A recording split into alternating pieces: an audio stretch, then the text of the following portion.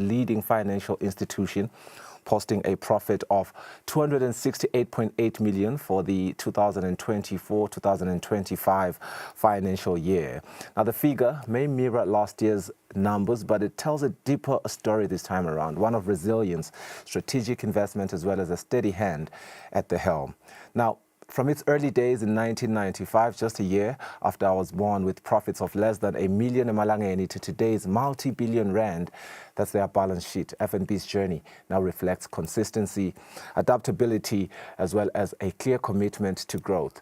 What stands out in these results is the deliberate choices, investing in people, advancing technology, as well as ensuring meaningful impact in the community. Let's expand on this conversation now with the Chief Executive of FNB Eswatini, Thokozani TK Dlamini, who's in studio with me. Ngosi, very good morning to you. Welcome to the show. You're looking dapper, by the way. Morning, Mnguni. Thank you so much. Yeah, really love the colors there.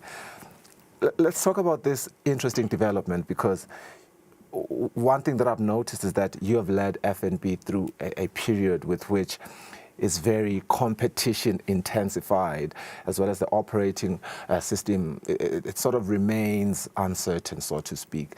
And yet the bank still delivered a 268.8 million emalanga. How do you sum up this performance? Well, to me, Mnguni, it basically means that the bank is resilient. When you speak about the performance, headwinds, part of those are in the environment. We have to go through this payments modernization journey. And part of it meant that we had to invest some millions in making sure that we modernize our systems. Nationally, we've got the Eswatini National Payment Switch project, which is also part of the national payments modernization journey. So despite those, though, we were able to make sure that we remain resilient, which is the results that we see. So for us, we are humbled by that. What would you say this signals about the institution's positioning in the market? Well, to me, us investing in our people and also investing in the systems, it means that we are investing to continue forward for the next 30 years as well. And then in your presentation, I saw your presentation through a friend who shared it in a group, by the way. There's a couple of my friends who are in a WhatsApp group, and we like to talk development. And, you know, part of the headlines last week was this particular one. And your presentation highlighted an investment of 5.4 million emalangeni into corporate social responsibility project. Yeah. You know, this speaks to a philosophy that profitability is not about what social impact alone, but what drives FNB Eswatini when it comes to the commitment to such resources, as well as how do you measure the broader return for the communities that you serve? Yeah. So that one, Mnguni, is very, very important. I think we keep saying what's Stindile Eswatini. That's not just a motto. Vele Stindile Eswatini sinzao.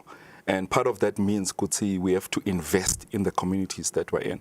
So yes, 5.48 million that we've invested. Part of that goes towards Entrepreneur of the Year Awards, which is basically focused on making sure that we recognize the SMEs nationally. And this year, we went over and above just looking at the national awards. We're also running regional awards, which then build up to the national awards.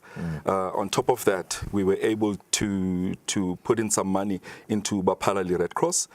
Part of the initiatives that they had to look at is something that happened in January, where there was some disaster, and we had to make sure that we assist in making sure that we help out the families there.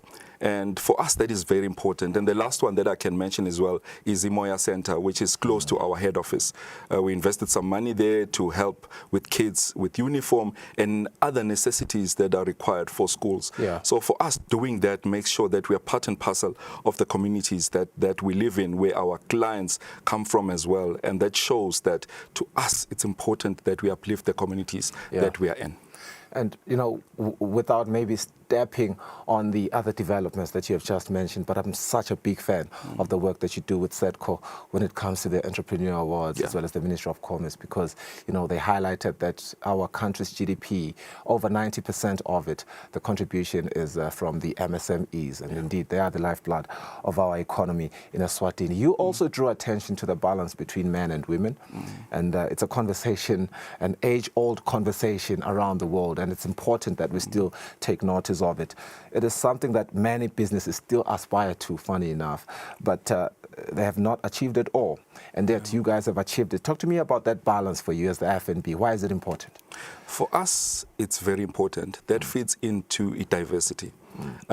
With diversity comes the strength of an organization. Let me just start by saying Eswatini FNB has over 95% of its staff Maswati. I think that's the first one, because we believe in the resources and the strength of the people by Eswatini. And then secondly, if you look at our leadership, at the top and at the bottom, it's mixed. Which is very, very important. In our EXCO, we currently have a 50-50 split when it comes to EXCO. We've introduced earlier this year Mrs. Veronica Njalinjali, who's our Chief People Officer. We introduced Mrs. Sibusile Dlamini, who's our Chief Marketing Officer. And just a few days ago, we introduced our Chief Operating Officer, the first female Chief Operating Officer, Mrs. Thandeka Dlamini. So for us, that demonstrates that we're intentional about making sure that we balance out from a diversity perspective. We believe in both the females and males in our organization. Yeah, and indeed, you really do just demonstrate it beyond it being just a motto. Perhaps for the viewer, when Mr. Dlamini came to the studio this morning, he came with a man and a woman. So you do really see that it's being demonstrated. It's not just something that it speaks of. I want us to talk about, as we cap off our conversation, by the way, the profit figure. It matches that of the previous year. And you've been clear about the pressures of regulatory projects as well as compliance changes. How have these regulatory requirements shaped your performance? I think that's a very important one. So I did mention that part of the headwinds was part of being involved in payments modernization projects. That is being led by our regulator. I mentioned the Eswatini National Payment Switch, which is very important. I think this is being done not only by Eswatini. I think regionally as well, we are seeing all of the different countries making sure that they are modernizing their payments infrastructure, which is very important because it is the backbone of running the economy in each jurisdiction. So for us, we're involved in the Eswatini Payment Switch. It was currently in phase 1 of it, which involves fast payments, making sure that you include not only the banks, but you also include all of the other payment stakeholders, like the MNOs, which is your mobile network operators. It's important because then you are able to capture all of the different funds flows within the country. So we're involved in that and we're investing in that. It's very important that we invest in that to make sure that the stability of the national payment system, like Eswatini, continues and it encourages the economy to grow. Perhaps something else that wasn't initially part of our conversation, I hear that the term investing in people is something that you're really passionate about. And I would be remiss if I do not allow us to have this conversation. Just briefly, we did see you sponsor golf once again, and what was a successful tournament. Really beautiful. I was there. I watched a couple of the pro golfers myself. I even saw you tee off from the tee box. You know, speak on that as you continue to invest, and you speak of diversity. You don't only invest on people in the communities, but sports as well. Yeah. I did speak about us investing in EYA, which is focused on SMEs. We spoke about assisting with disaster management through Bapalali, and I spoke about Moya Center investing in children for uniforms. But for us, part of the intention as well is to make sure that we develop sport in the country. And for us, the key area that we focus on, one of the key areas that we focus on is golf through the FNB Golf Challenge. We will continue to sponsor that project.